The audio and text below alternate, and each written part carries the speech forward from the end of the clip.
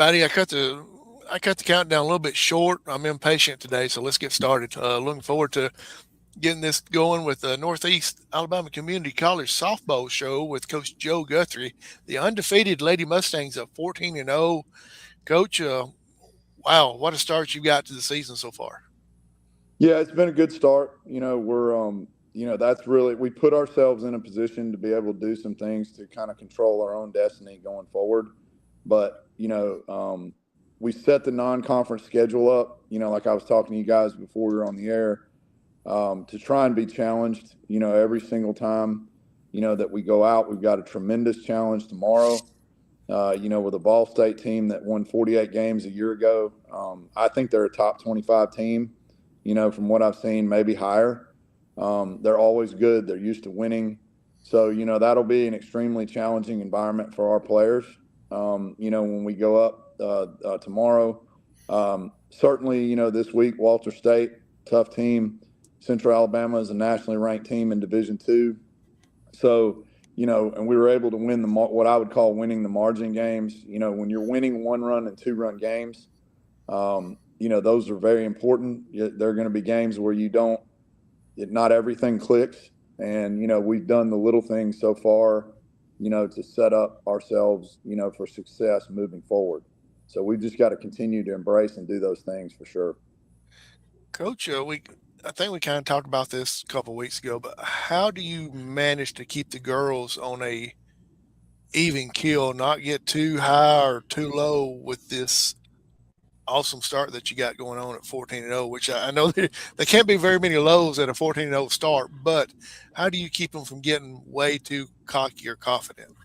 Well, I mean, we talk about a good bit, you've got to, you have to have a short memory. And, if you're 0 for 4, if we lose, no one cares. If you win, no one cares. I mean, it's really all about, moving forward. What we've, that record indicates what we've done, in the past up to this point. It has no bearing, as far as what we're doing forward. And then we're really spending a lot of time on the game, within the game.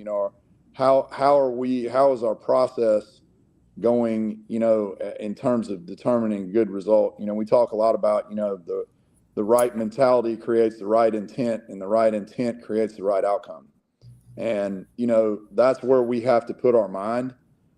Things like, the momentum innings, when we didn't do a very good job the week before, when somebody scored on us, in the McLennan series, we didn't answer right away. We call those answer innings. We did a much better job of that this week. We needed to, because, at times we were behind and it was crucial to answer right away. We couldn't wait an inning or two.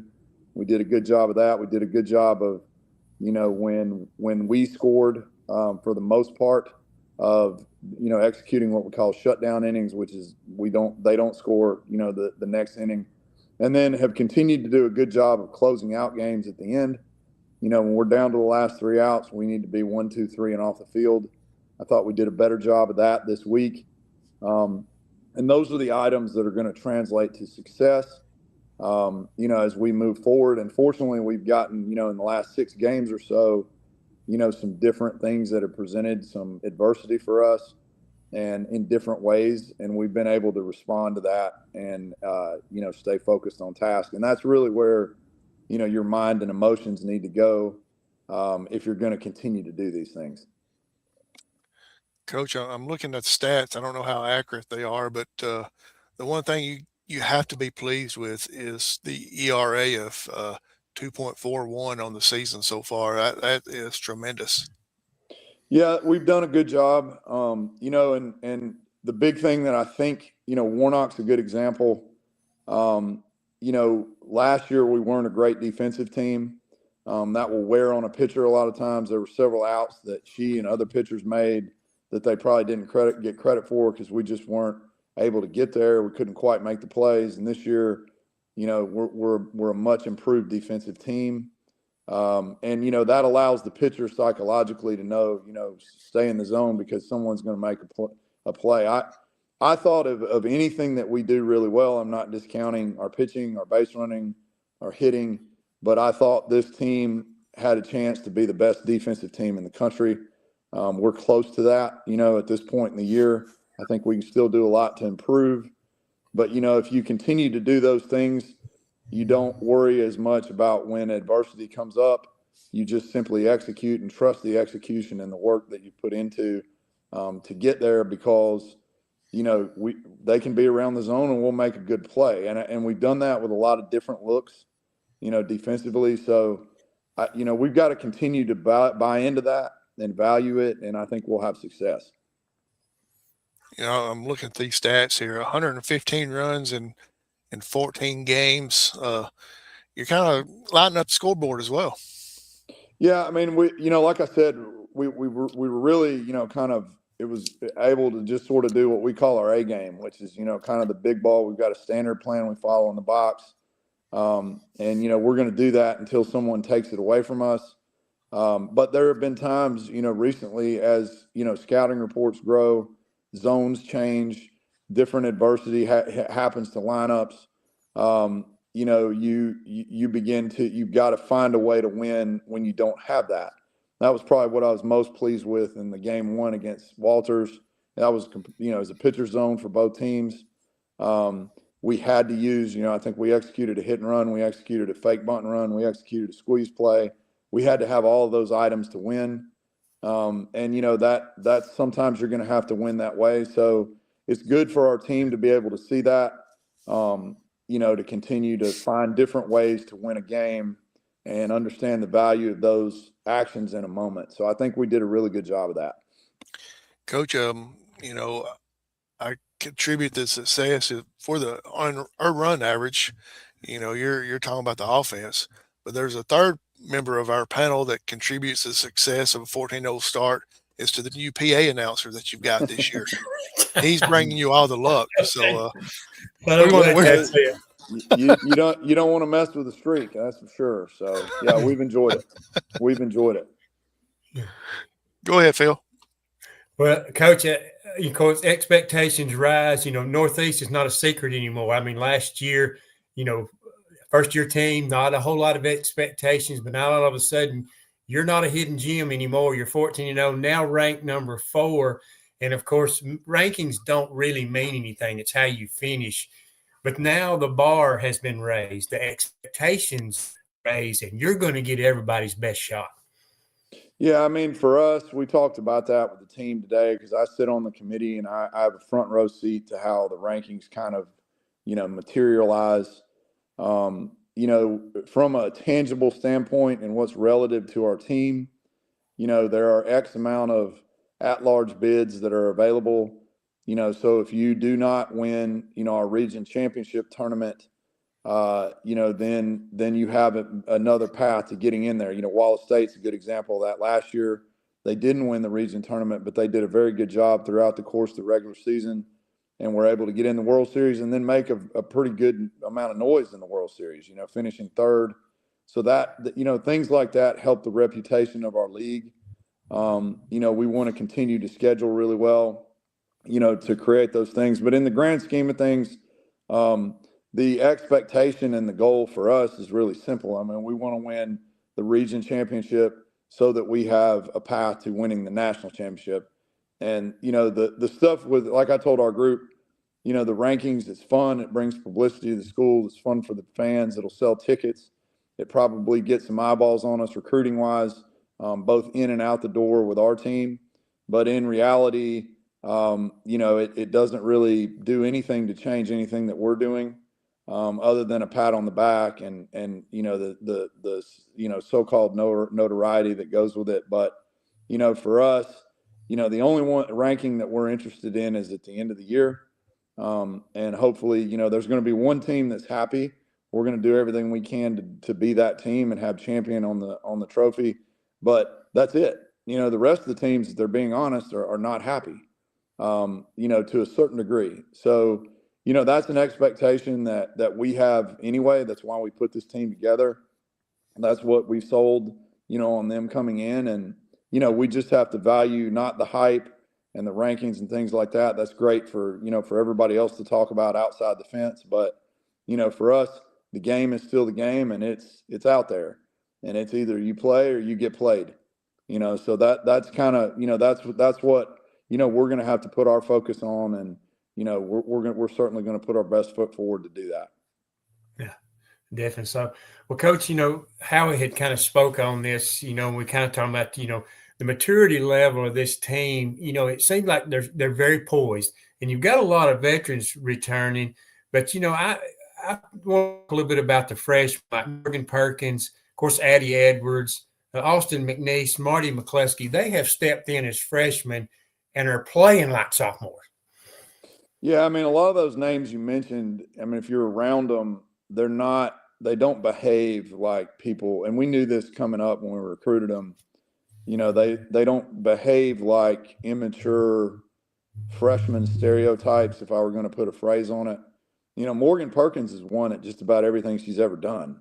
She won was in the state finals or won a state title at Scottsboro. I can't remember which. She and McNeese had a huge reason behind, Scottsboro softball, getting to a state finals appearance last year, as far as being there in the state tournament with what was otherwise a pretty young team. Those are kids that hate losing. I think, if they were to tell you they hate losing more than they love winning, and there's a difference there. Highly competitive kids. Marty McCluskey's the same way. We've had, Olivia Acuff, Lo Sullivan, a lot of those kids, they're all really competitive kids. And obviously Addie and Aaron, and I could go on about them, but it's a pretty special group, all together, when you mix them up between the returning sophomores that have some experience and understand what we expect. And then the youngsters, if I were going to say what kind of, they're good players, there's no doubt about that. But what sets them apart, is the work ethic, and they don't like to lose. And you can see that in how they play. That's not really something that I have to emphasize a lot with them, because I know where their mind is. These are not kids that are going to go down, and they've proven that already since they've been here. They're going to fight and win, and until the game is won. So that builds a lot of trust. Some of those kids you mentioned, Perkins is one, that really sticks out. She's an excellent defensive player, and the things that she brings to the team every day are constant, and that's, with the defense. So that doesn't mean she's always going to have her best day, but, it's pretty comforting if you play on the right or the left of her, knowing that, she's going to make plays. She's a pretty dynamic athlete, and has worked really hard to, continue to give herself value on the defensive end for sure. Yeah, definitely a very versatile player. And like you was talking about Erin Harrelson, she's another freshman that has stepped in that you had mentioned that has done well pitching. Well, Coach, and Howie talked on this. Offense has carried this team a lot of the way so far. I mean, it's been an explosive offense. But now we're starting to get into that season, and I saw a lot of this Saturday where pitching becomes a factor, especially you're getting through the first third of the season. Good defense and good pitching a lot of times will trump offense, especially as we get into the grind of the season. Yeah, I mean, we're trying to create as competitive an atmosphere, starting with our opponents as we can. And because we're playing good opponents, you're going to go by default into those moments. I mean, these are good teams. They have good athletes. At least 2 out of the last 3 teams we played, the shortstops were as good as I'd seen in the country, just to give you one example, of a position where we're going to have to match up and really go at it. That's good for our team. I don't know how it goes, for us. You can't see into a crystal ball, but I do know this. If we end up in a championship moment, and that is the goal of what we want to do, it will not be in a game where it's 16-15. It won't be in a game where it's 15-0. It will most likely be one that's 2-1, 3-2, somewhere in there. And we've got to do the things that are important, and the game demands, for us to have a chance of success. So, I think, the more of those moments we can be in, I'm always grateful for those moments early, because there's going to be lessons learned there. Some, right now they've all worked out for us. They won't at every course of the year, but each moment like that is a chance to welcome the adversity and learn in the moment and get better. And hopefully we're doing enough of that as we go through games and in practice scenarios to continue to get better to what the game demands, because the game is going to throw, more stuff at us in adverse moments, and we've got to continue to weather that, because it's not going anywhere. That's for sure. Well, speaking of that type of situation, Addie Edwards has been spot on so far. I think she's pitched 42 innings, 51 strikeouts, 7 wins, and a save. She's been very impressive. You needed that Saturday because Walters, their pitcher, she was spot on. It took 2 runs to win that game, but Edwards had to be near perfect. And it's good to have her on your side because offensively it was a little bit of a struggle. Yeah, one of the things we did a really good job of in that game is Addie did a good job of, she and Courtney both, of understanding it was a bigger zone, and we started expanding a little bit, especially with 2 strikes.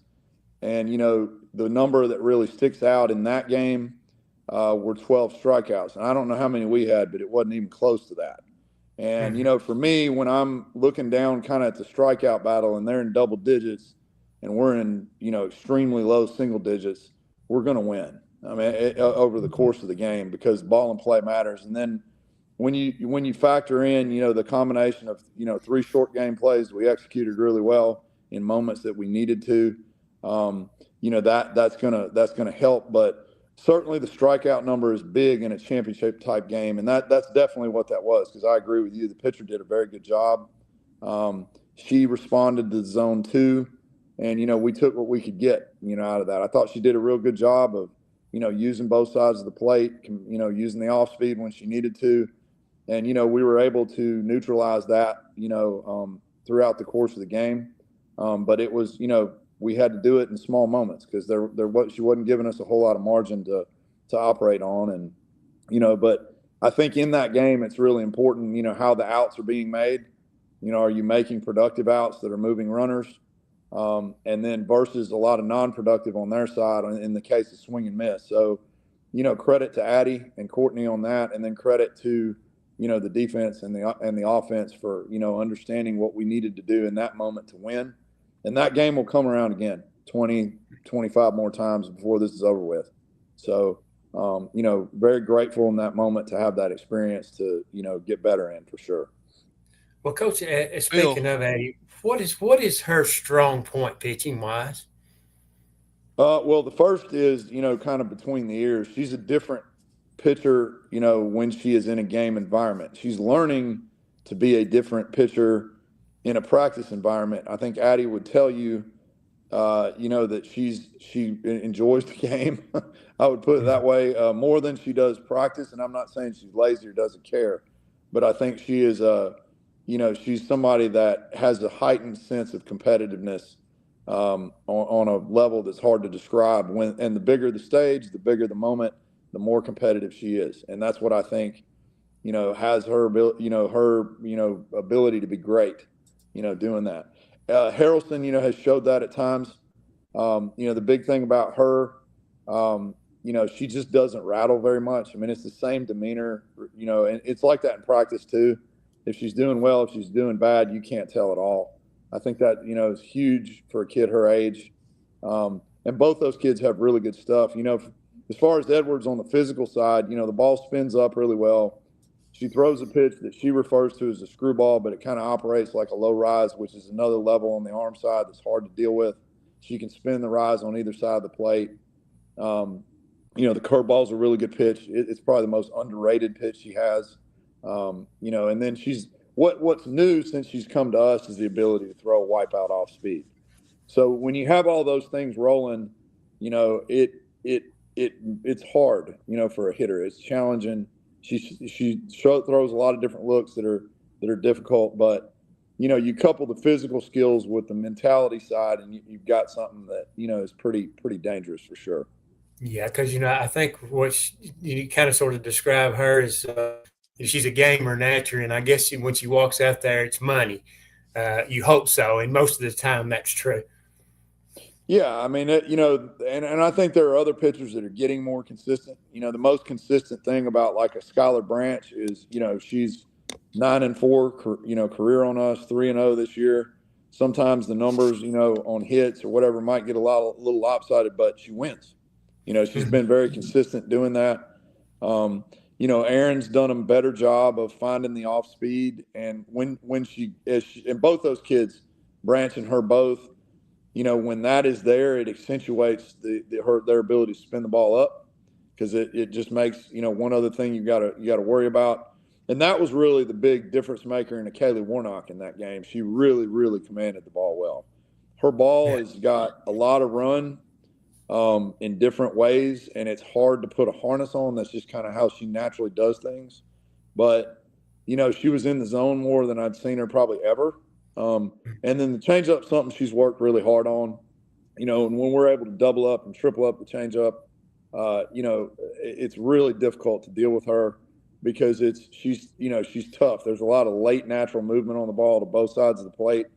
So, and when it's going real well, you'll see a lot of sawed off balls, inside on righties. She does that really well. So, those things were good. It was good to see them step up in moments. But real pleased with Kaylee, especially as an older player, in a tough moment, just kind of, taking the team by the reins and going from there. So I thought all those were positives from that series.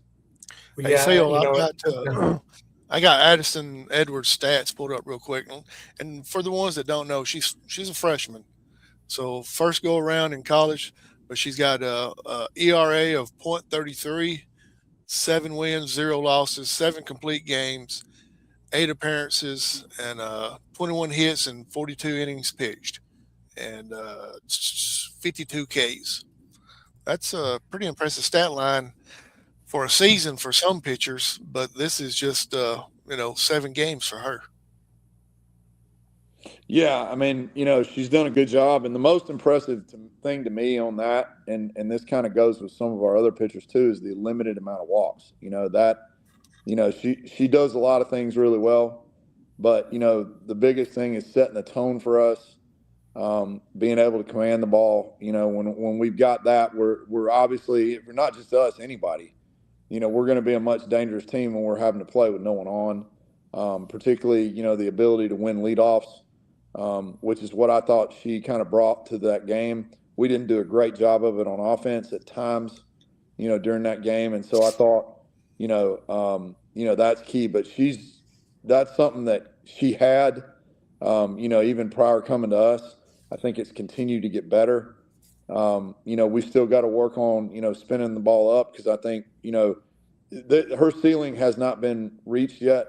And even though that's the bread and butter there, I think we can get more. If we can get some more consistent spin, we're going to be in business in the upper part of the zone. Everybody's got things to work on, but I think, that's kind of where we're going, and we've seen some good progress so far for sure. Yeah, I missed that. Based on balls, four in Yeah. 42 innings. Yeah, and that's really impressive. I mean, to me, I get, the other stuff, but that's the part that, we're really shooting for. And, as a pitching staff and as a whole, that's something that we have done well, to this point. And if we do, that will translate to success. We continue to do that. So credit to Courtney and credit to our pitchers, for continuing to value that. And that is, going to translate into success for sure.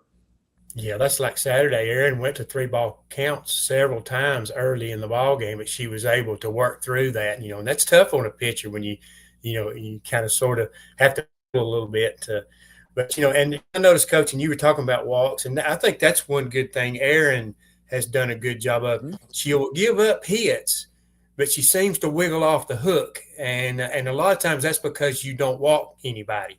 And I've noticed that several times that has been what she's been able to do. Yeah, she'll give up a hit or two here and there, but she finds a way to get out of the inning. Yeah, and her ability, Skylar has shown some of that too, at times. Both those guys, if we can continue to, they've thrown the changeup well at times. There's times they haven't had it. When we can lead or double up on change, that's when you start getting into elite territory. They've been good. The difference between good and great, I think, for both those guys is that ability, and that's kind of the next. each one of them's got something they got to improve on a little bit.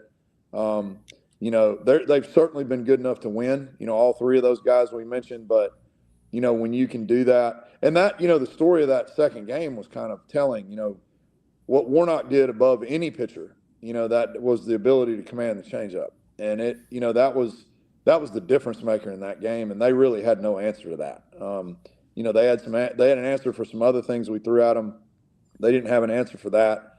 And I think, I thought that was probably as good as I've seen Kaylee throw, and a big moment for us. And I thought Aaron gave us a chance to win. It wasn't a bad performance. And, we're still trying to kind of extend her a little bit on the front and the back end of the game, give her experience in both, because we know what kind of potential she's got.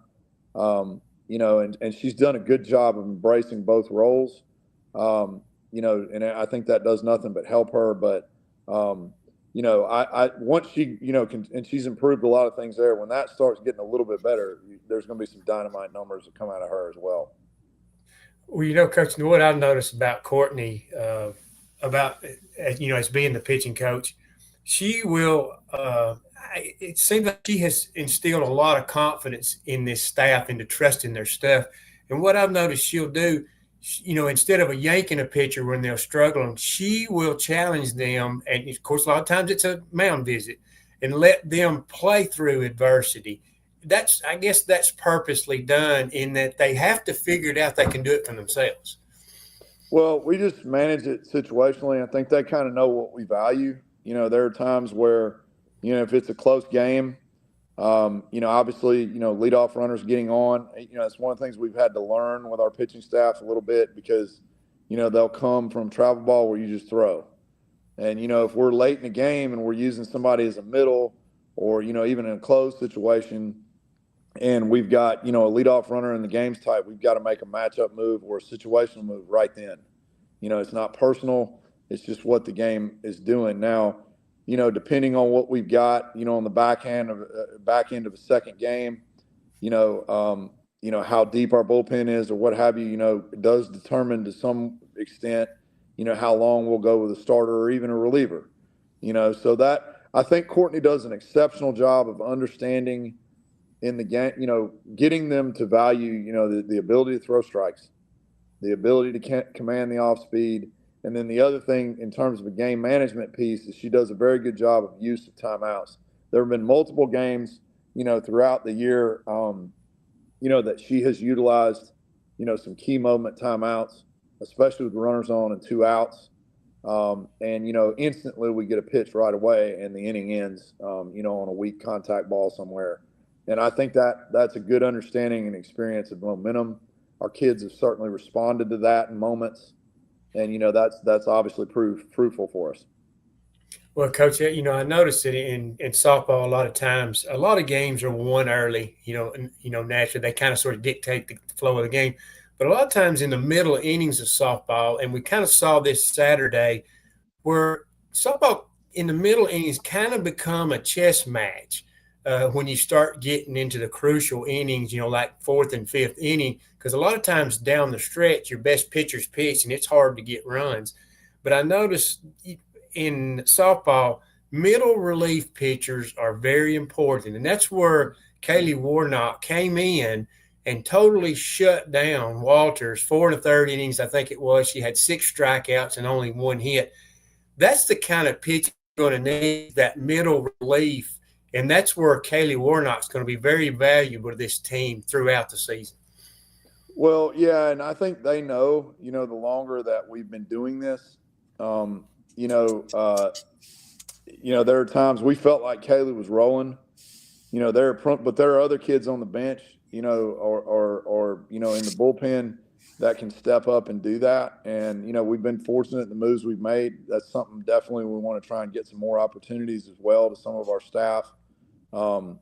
But yeah, I mean, knowing that, Kaylee kind of operates, she's a different look than an Addie, a different look than, a Skylar, a different look than an Aaron. She's a different look really than anybody we have.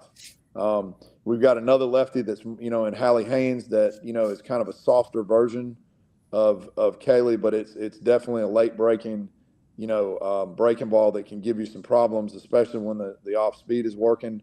If we're going to get into some of those marathon games at some point, and we, especially at home, we have two strengths. We have a lot of pitchers that can do different things for us, and then the other piece of it is that offense is very explosive. And so at any point, even if we're at home and something doesn't work out for us and we go to extras, or we have to come from behind, late in the game, there's a lot of weapons we can utilize, on the offensive side and in the pitching, bullpen that, will help us win games for sure. Well, you speaking of clutch hitting, one of the ones I've noticed is she's had two clutch, huge home runs, and that's been Austin McNeese. Mm-hmm. Mm-hmm. Yeah, Austin does a real good understanding, especially when we're in some type of zone hit plan. She does a really good understanding of what, what the game is demanding situationally of her, and B, doing what we call one swing adjustments. If we get the ball, in a zone that we need to handle, and let's say we mishit it, or we were under it, or we were over it, making that barrel adjustment relative to where we made our weak contact or maybe not great contact the time before. She does a good job of understanding that. You don't see her making the same mistake twice in an at-bat very often, which is the sign of somebody that knows what they're doing swinging the bat. McCluskey's shown that at times. Emery Burke, shows that a lot. Lump shows that a lot, which makes sense, because those guys are veteran players. But, Austin, I feel like, has a pretty good understanding of that, especially for her age, where she's at. So, and she likes to hit with runners on. She does a really good job of that. I think she's got, she's up to almost 20 RBIs now. So, she's done a really good job for us in those moments for sure. Well, two players I don't think get enough credit. And, of course, we all know they're good players, so sometimes you kind of take them for granted. And that's Chloe Hatch and Kylie Weston, the top two in the order. Like if Chloe didn't get on, Kylie does. I think Kylie went 3 for 3 in the second game Saturday, which was huge. She had some big hits. I know a triple was huge in one of the big innings. But those two right there, sometimes you may take them for granted, but they are excellent players. Yeah, they do. And, the difference, they both had really good offensive seasons for us a year ago. So we knew that part of their game was solid. They've continued to become better base runners. I think they've stolen, 13 bases between the two of them. They can both handle the bat on the bunt and the short game, which presents a problem because each one of them has the ability to hit the ball, out of the yard. They also have the ability to use the short game if needed. And it's a real problem for a defense when you've got them both somewhere, whether they're both on defense both on base running, both, one's hitting, the other one's on. It's a problem because they're very athletic. They're extremely dangerous. And, they're really valuable players. They're going to be difficult to replace a year from now. Pretty special, but, really thankful for the way that they bought in, particularly on little things defensively. If you watch, there's a lot of times that, like Hatch, this is something she's learned to do. If we have a double off the wall with pace, she throws that ball accurately to second base without anybody, it is boom there. And so that takes maybe a marginal double or a for sure double into a single. Addie's been the beneficiary of that a couple times, and now we can run the double play. They need 3 bases to score that runner. That doesn't go down as, the atta-girl play, but it's huge, and she's done that multiple times. Kylie Weston's done some really good things in terms of setting our defense up off outfield throws like you would expect veteran players to do. We don't, it's a rare instance that we make a bad decision in terms of where we're throwing the softball, from the outfield. And that helps, the Morgan Perkins of the world, the Olivia Acuffs that are learning, how Marty McCluskey, Austin McNeese, when she's been out there, learning how to, work in our cuts, relays, and redirect system. It helps a lot when we can run that all great, but if we don't get a good throw from the outfielder to the right spot, then that doesn't matter, So I think that's a big plus for those two kids, what they brought to the table every day. and it's a mature thing to do, to buy into something that's a little thing you're not going to get praised on, and do it right. And so, that's been something I'm real proud of and happy about, at this point in the year. And I think, if I can remember correctly, I think it was Saturday that Chloe there was one hit off the wall, and she made the play off the wall, was throwing it to second before the runner even rounded first base. Yeah. The runner didn't even think about going for two. Yeah. There's a lot of moments like that. Perkins does some things too that kind of fall in that same genre. She's learned how to do this. We get a runner at one, and there's a single, in front of the outfielder with pace. And Perkins has, recognized, where she needs to align herself going to three. She's worked her feet back up athletically into the catch. And you'll see kind of a play like you described. The base runners just shut down, and they are stuck at first and second, or wherever that play may have taken them. And that doesn't really go down, on the stat line as a big deal, but it's a big deal later in the game when you got to push bases in a close game to win it. And, they're doing things that, if you notice, Emery Burke is really good at, she's looking at anytime we get a bunt, anytime we've got a single and the ball goes directly to second base, she's going to backpick that runner at first. That's something we work on all the time. Whether we catch them napping or not and we get an out of it, or, what's happened a lot with us is they just start shutting down, being aggressive over there, which is a victory unto itself, because now they're not running the bases aggressively, particularly in tight games. So that's been a good thing for us. A lot of people, kind of play it safe. Why are you making those throws? We believe it is necessary to keep the running game in check, and it also, creates a more responsive and alert infield and outfield as we're doing it. So, all those things have been bought into and done very well by our team. Yeah, I know. So, a lot of times y'all take that challenge and throw behind runners, and it's kind of a mental thing. It's kind of a mental thing. Hey, I got to stay close to the bag because they're going to throw behind me, and they think about that. Anytime you can make a player think, that's good in that sense. Well, Coach, tomorrow you go to Gallatin, Tennessee, play Volunteer State, and I know they are a good program. Definitely so. I looked up a little bit about them.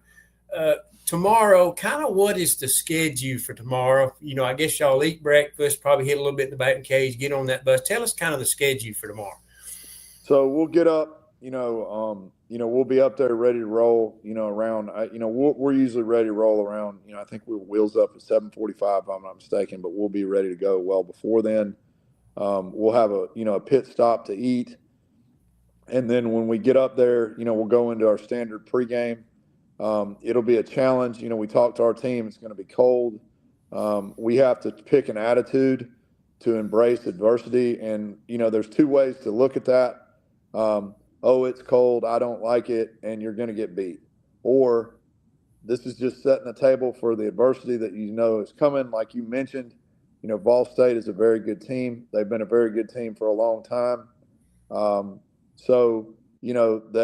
the adversity is coming. That's the adversity you're going to deal with playing a quality opponent, especially at their place. So, it's a good opportunity for us to get, knee deep in adversity and overcome obstacles that we're going to need to beat a team like Ball State and some of the teams that we need to be, if we're going to reach our goal of a championship at the end of the year, for sure. Yeah, definitely. So, well, Coach, after that, of course, your next game will be at Georgia Highlands, but that's in a week.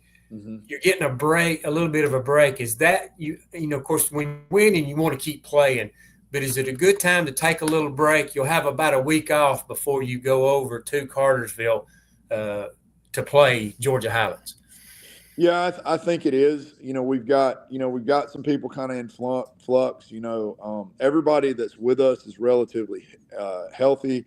Of course, Jimmy's out of the country right now with Team USA on the men's side with Fast Pitch down in Columbia. Courtney's going to take a little family time, with this, and they're going to be kind of stuck with me for a few days. It's a good time for us. I think, with the players we're going to do some things that I think are a little more player-led, leadership-wise. I think, I've talked to the team multiple times about this. When things are going well, and this is not a shot at the players at all, it's just natural tendency of of how things go when they're going well, which they are now, the message from a head coach will dull a little bit because human nature says, we're going well. I don't really have to do that with a heightened awareness, like, he's been saying all the time. So what fills that void when you're going through that? Because we know that's going to be human nature. What fills the void are the players themselves going, hey, they don't have to be jerks about it, but, hey, let's make sure that we are, dressed and ready to go at this hit time. And hey, let's get the bunt down. And hey, all the little things you have to do, need to become, they also need to come from the players, especially in moments when things are going to go well and you're fighting complacency all the time. So, it's up to us to try and create an environment.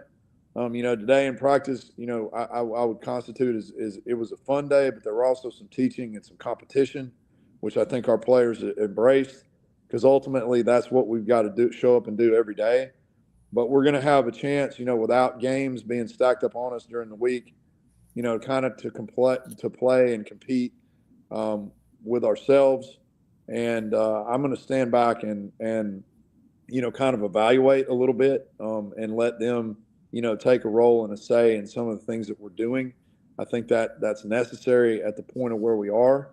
So, a lot of things still to do that we've got to continue to get better at as we move through the season. Yeah, and I get what you're basically talking about is leadership, player-led teams. Leadership becomes a factor. You've got freshmen that aren't freshmen anymore. They're becoming leaders because of the success of the team, and that's what you have to have. I can remember in my high school days, my senior year, we won the area championship, and the football coach came to me before a homecoming game and said he was worried about the team, that we were going to get complacent because we clinched the area and we still had 4 more ball games. And I told him, I said, Coach, I said, I don't think you have to worry about that. I said, once we walk across that white line, it's all business. I said, yeah, we're going to play a little bit. And so we went out and won that night 55-0. And he told me after the ball game, he said, Phil, you were right. So, good teams are going to take care of business. And I guess a lot of the things you're talking about is kind of this off time is you have to keep timing, is a big thing because timing is so important in the success of any sport. Yeah, we're fortunate, even if we're not playing, 6 or 8 games in a week or even 4, because of a lot of the things that we have resource-wise in our facility that keep things game-like all the time. We have the ability to create different looks, we've got 7 pitching machines. We've got every tech device you could throw out there. With the turf field, there really isn't a day that we can't get out there and do some things to create live type situations, no matter what the weather is. So, all of that, allows for us, I wouldn't say it's a break, but we can kind of go back into teach mode, take inventory of some items that we're doing well that we want to sustain, and then some items that we need to improve, and like today, it was really cold. We didn't spend a ton of time outside. We were able to get inside and do some things both offensively and defensively that, not a lot of programs can do, with the facilities that we have, and still do them at game speed and feel like we're still accomplishing things. So, those things are really good that, kind of prevent a lull, when you don't necessarily have the rhythm of games, for sure. Yeah, you're speaking about the facilities there at Northeast, and they're top notch, and get to spend a little time with coaches getting lineups between games, and they are highly applauded, by the facilities Northeast has, and like they say, this facility here will recruit itself. So y'all do have a great thing going, and naturally it's going to help in recruiting. Well, Coach, I want to ask you one more question, and I'll turn you over to Howie. On this team, of course, you've got who would you call your top leaders on this team, maybe vocally or maybe by example? And who's kind of sort of the clowns that maybe kind of keep things loose? We have, I would say that, on the serious leadership time, we have a lot of different kids that do it different ways. Jada Hampton is somebody that, is going to, we don't have to worry about, if things need to be put up, if the directions need to be put out. She's an older player now. She just, you can tell she's worked a lot in her life. She understands deadlines and commitments and responsibility, and that kind of bleeds over the team. She's not a kid that's had a lot of stuff handed to her. So she's done a lot of things there. Emma Heinman is another one that's pretty vocal. She's going to work. And, then you've got kids that are younger, people are going to follow, Marty and Addie, kids like that. They're going to be followed to a certain extent because of the type of players that they are. We have a lot of those types of kids. I mean, if you're following behind Morgan Perkins, you're probably doing the right thing. If you're following behind, Emery Burke, you're probably doing the right thing. So it's not, this team kind of is a group more than like, one or two that just kind of run everything. Francesca Lump is kind of one of the more veteran players, but she's not a super vocal kid. She will handle a pitcher if she needs to, but she's going to be followed because she has tremendous experience, coming from Memphis, and playing at a really high level. It comes from a lot of different places. And then, we've got some kids that kind of keep things loose. Austin doesn't really, I've mentioned this on a show earlier today, there's no filter between anything that goes in her head and comes out of her mouth. Most of the time, that's a good thing. You kind of have to understand how to take her, but it's always, if you understand where her head and her heart is, they're always in a good spot. And it's usually from a competitive spot. But she sometimes can be loose there.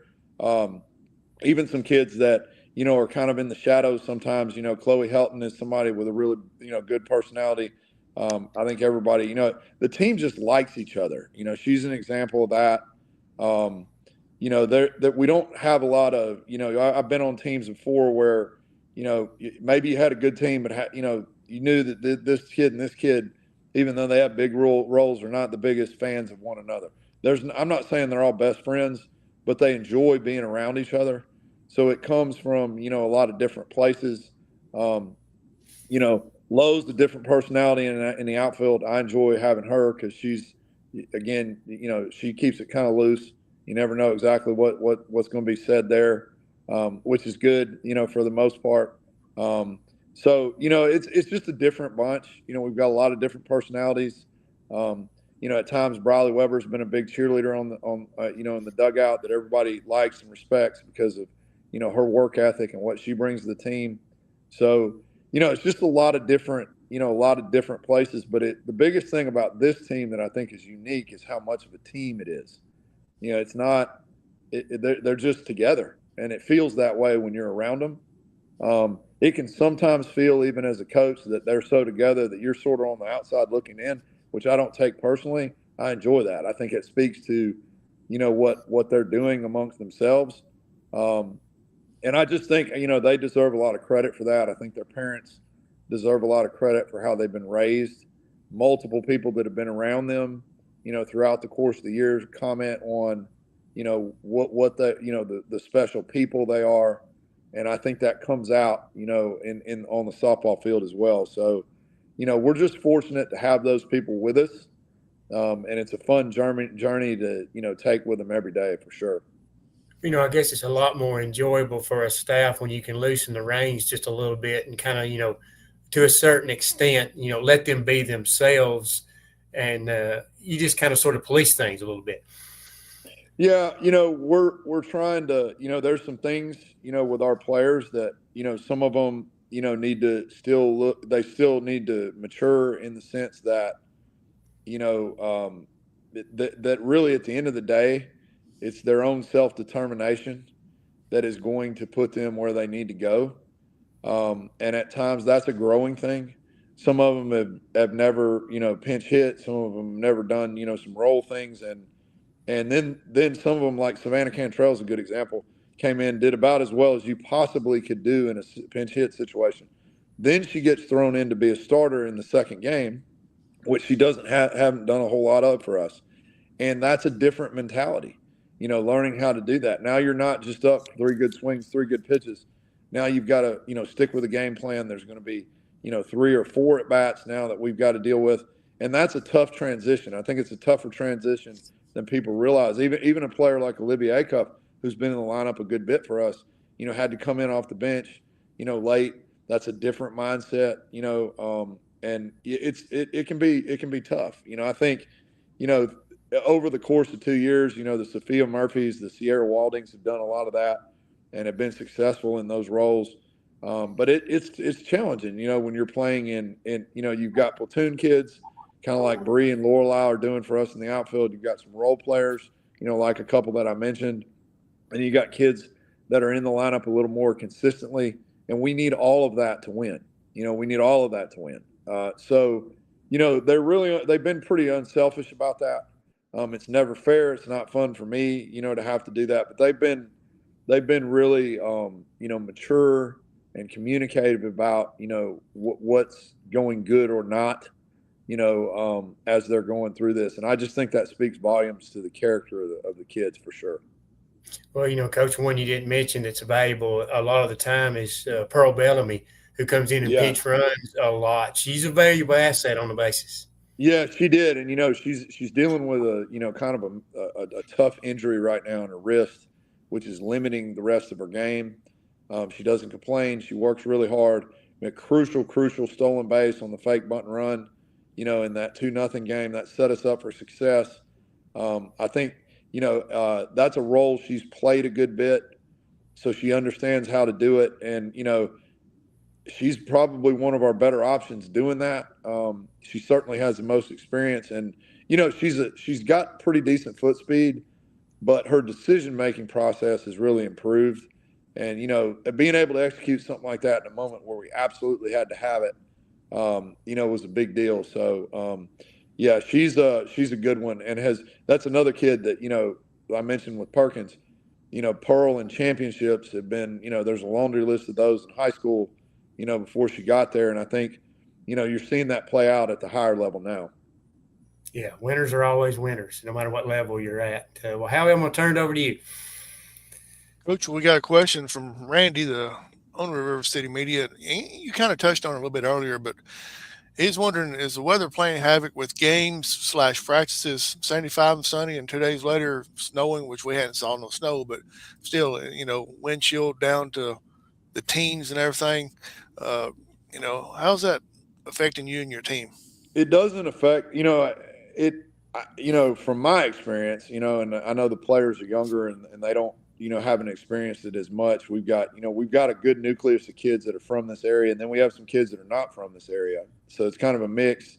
But, you're going to have in this area of the country, you're going to have that a little bit. I always like to say, in the springtime in Alabama, if you don't like the weather, just wait a little bit and it'll change on you.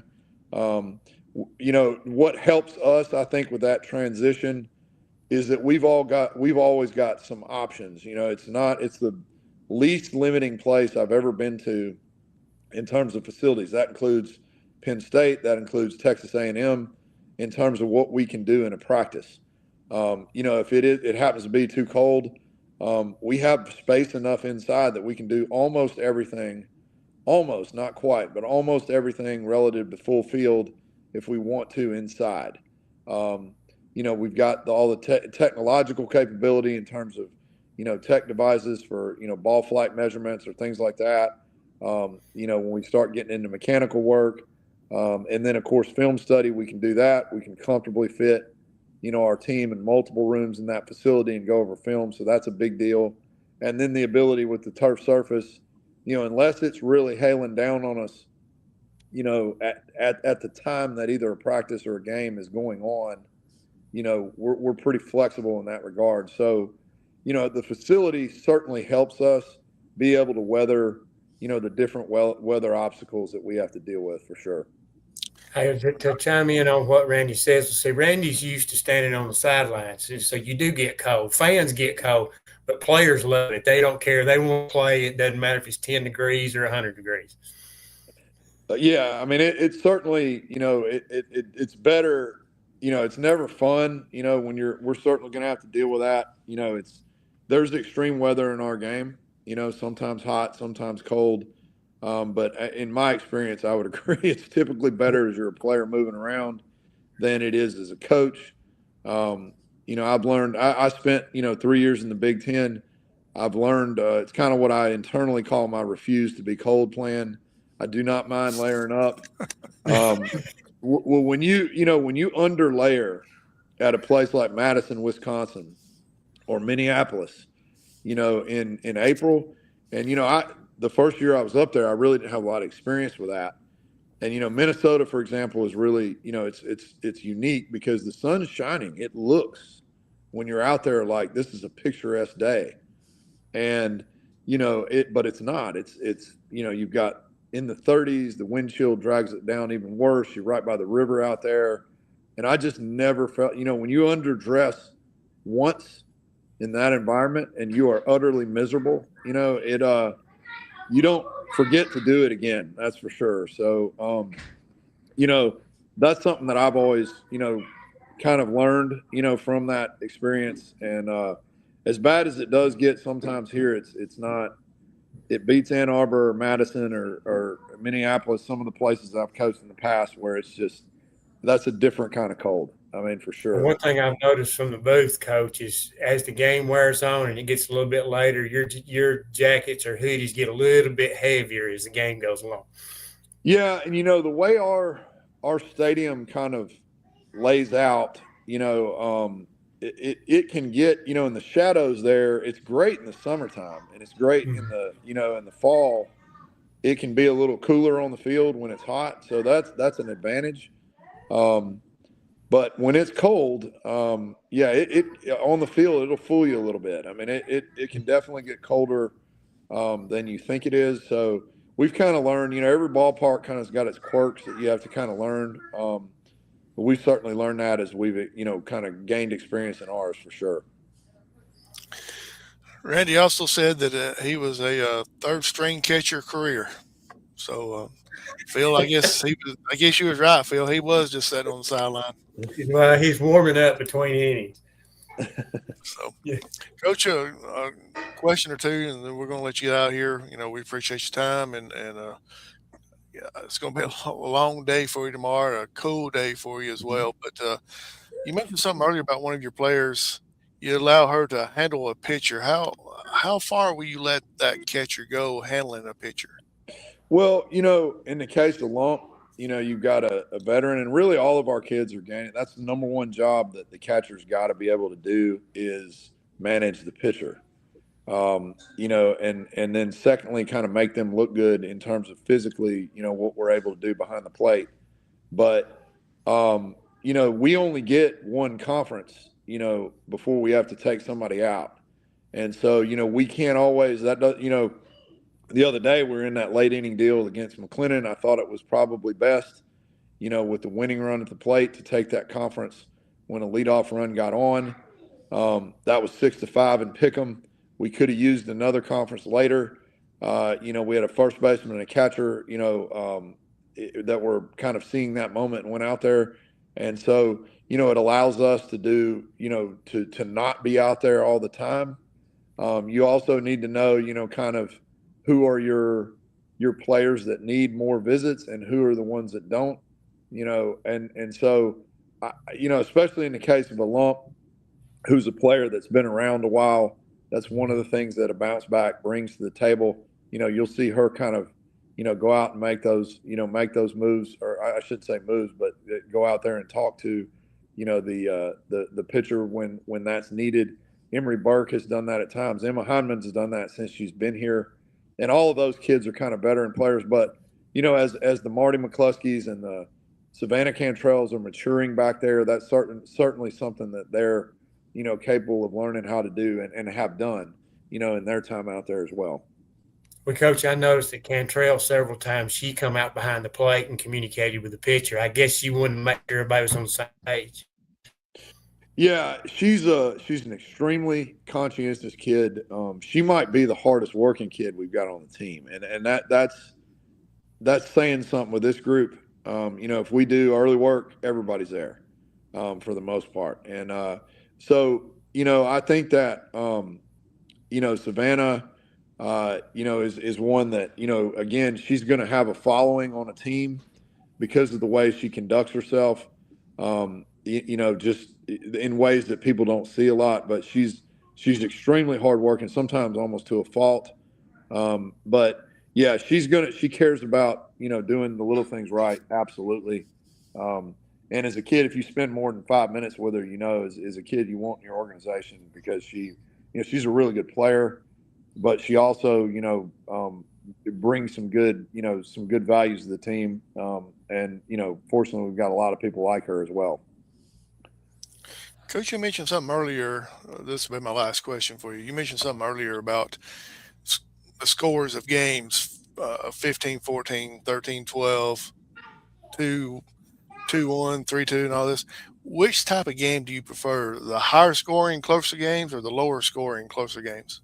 It doesn't, as long as they're close, is a little preferable. I mean, there's times where if we've done our, I mean, hey, everybody who doesn't like winning, by run rule fashion. We've done that several times.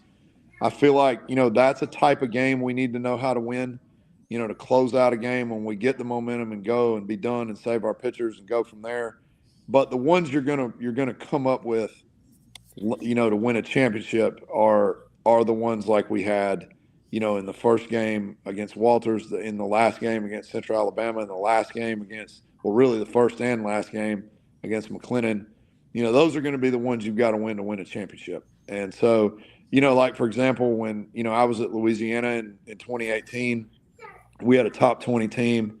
That team, was in a regional final against a really good LSU team. I think we ended up 41-16 on the year. And if memory serves me correctly, we were 22-11 in one-run games. So over half of our wins were in one-run fashion. And so, and what ended up happening as we got to championship play, we won a one-run game in extra innings against LSU to get to the final. We won another one against Houston prior to that to get to LSU. So those things continue to stack up. They don't change, as you're pursuing a championship. So, those are things that I kind of, you don't have that much control over it, but, I brought that up to our team multiple times. The 2-run and the 1-run games, we must win if we're going to be champions. Absolutely. Coach, we appreciate your time. And of course, this is the time of the show that we allow you to give shout outs to whoever you want to. Well, I appreciate you guys, having us on and continuing to promote, the program. I appreciate, our parents, friends, supporters of NACC Mustang softball.